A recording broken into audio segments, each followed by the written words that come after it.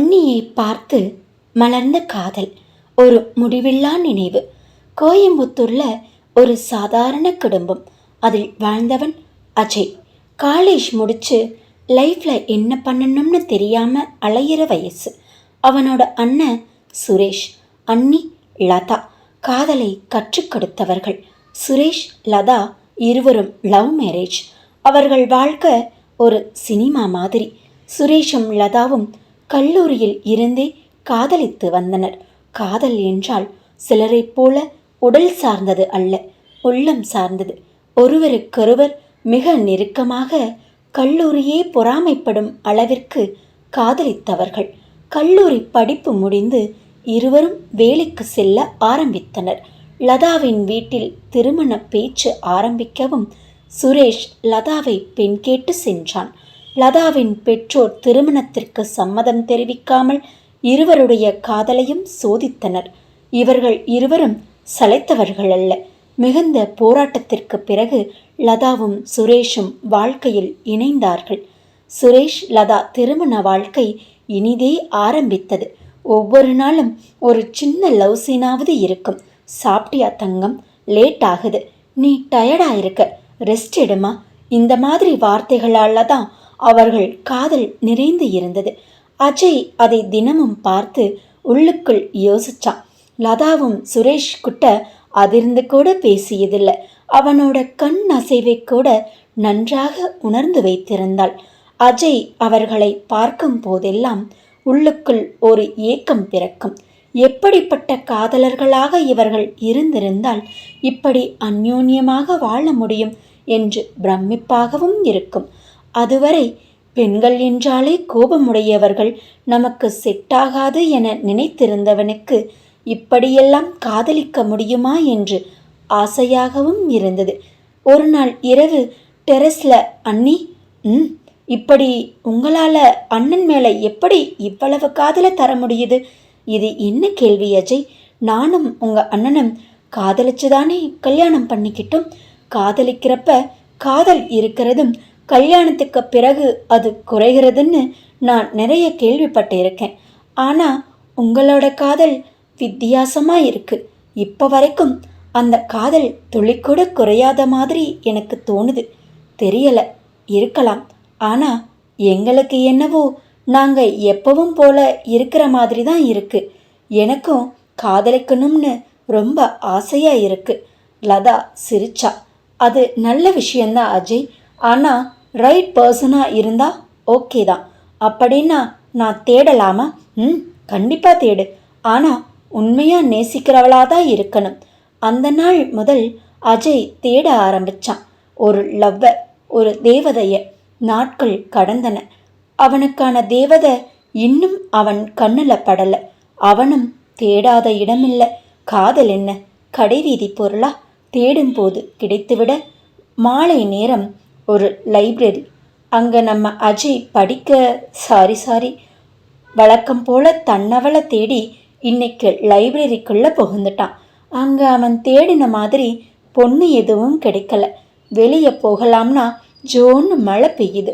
நனைஞ்சிடுவோங்கிற பயத்தில் அவனும் மழை நிற்கட்டுமேன்னு லைப்ரரிக்குள்ளேயே நிற்க ஆரம்பிச்சிட்டான். அங்கேதான் அவன் அவளை பார்த்தான். நிலா புத்தகம் படிக்கிறாள். ஹேர் கொஞ்சம் முகத்தில் விழுந்திருக்கு. ஜோன்னு மழை பெய்கிற காத்துக்கு அந்த முகத்தில் இருக்கிற முடி அசைந்தாடுது. அவள் அதை சரி பண்ணுறா.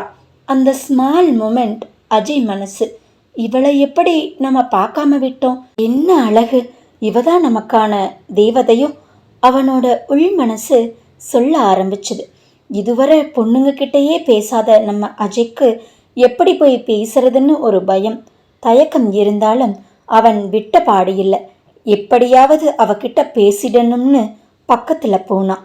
அவன் நிமிர்ந்து கண்ணிலேயே என்ன வேணும்னு கேட்குறா. நம்ம அஜய் கிறங்கிட்டான்.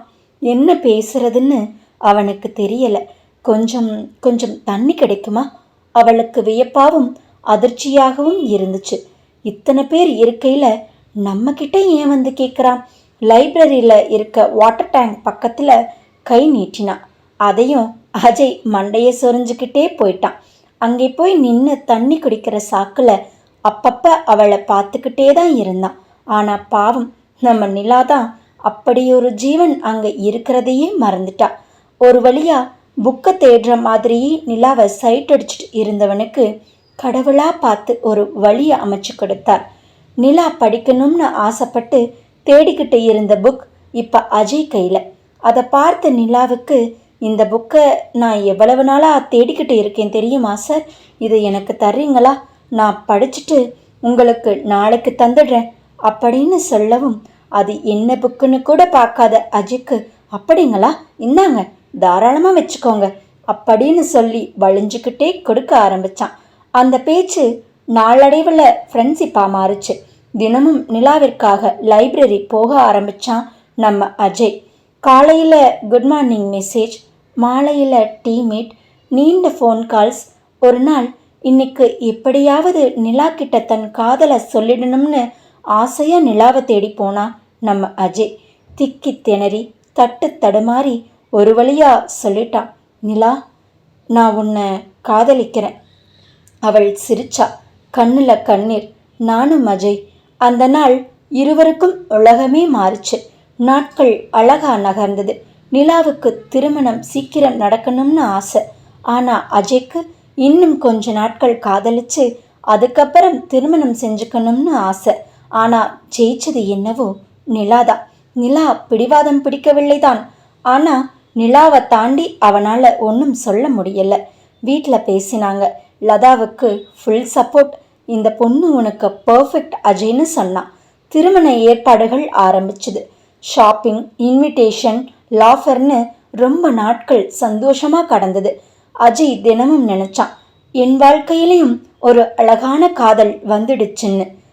திருமணத்திற்கு முந்தைய நாள் நிலா பார்லர் போகிறேன்னு வெளியே போனான். அஜய் கால் பண்ணான், பிக்கப் இல்லை. சில நேரம் கழித்து அஜயோட காலை வேற யாரோ எடுத்தாங்க. ஹலோ, இந்த நம்பருக்கு சொந்தமான பொண்ணுக்கு ஆக்சிடெண்ட் ஆயிடுச்சுங்க, பலத்த காயம், சர்வம் ஹாஸ்பிட்டலில் கொண்டு போயிட்டு இருக்காங்க. அவன் இதயம் நின்ன மாதிரி இருந்துச்சு. ஹலோ ஹலோ, யாராவது இருக்கீங்களா, பேசுங்க, சர்வம் ஹாஸ்பிட்டல் வந்துடுங்க. அஜய்க்கு என்ன செய்வதுன்னே தெரியல. பித்து பிடித்தவன் போல ஹாஸ்பிட்டல் நோக்கி ஓட ஆரம்பித்தான். ஹாஸ்பிட்டலுக்குள் போன போது ஒயிட் பெட்ஸ், சைலன்ஸ், நிலா உயிரில்லாமல். அவன் நம்பவே முடியல. நிலா எழுந்துரு, நாளைக்கு நம்ம கல்யாணம். அவள் அமைதியா இருந்தா. நிலா நிலா எந்திரிய, ஒரு தடவை என்ன பாரு. அவன் உலகம் அந்த நொடியிலேயே உடைந்து போச்சு. நாட்கள் கடந்தன. அஜய் யாருடனும் பேசுவதே இல்லை, சிரிப்பதில்லை. லதா அவனை பார்த்து அழுவாள். ஒரு நாள் அவன் மெதுவா சொன்னா, அண்ணி, நான் காதலிக்கணும்னு ஆசைப்பட்டேன். ஆனால் காதல் என்னை உயிரோடு கொண்டுட்டு போயிடுச்சு. லதாவுக்கு என்ன சொல்வதுன்னே தெரியல. தன்னை பார்த்து காதலிக்கணும்னு ஆசைப்பட்டவனுக்கு விதி இப்படியா செய்யணும்? லதாவும் எவ்வாறெல்லாமோ அஜயை தேற்ற முயற்சி செய்து கொண்டிருந்தாள். ஆனால் அஜய் தேறின பாடில்லை. நாட்கள் கடந்து மாதங்கள், வருடங்கள் ஆகின. அஜய் வாழ்க்கையை விட்டு ஓடல. ஆனால் அவன் மாறினான். அவன் தனிமையை விரும்ப ஆரம்பிச்சான். நிலா நினைவுகளோட வாழ ஆரம்பிச்சான். அவன் லவ்வை மறக்க முயற்சிக்கல. ஒரு டைரி எழுத ஆரம்பிச்சான். ஒவ்வொரு பக்கத்திலும் நிலா.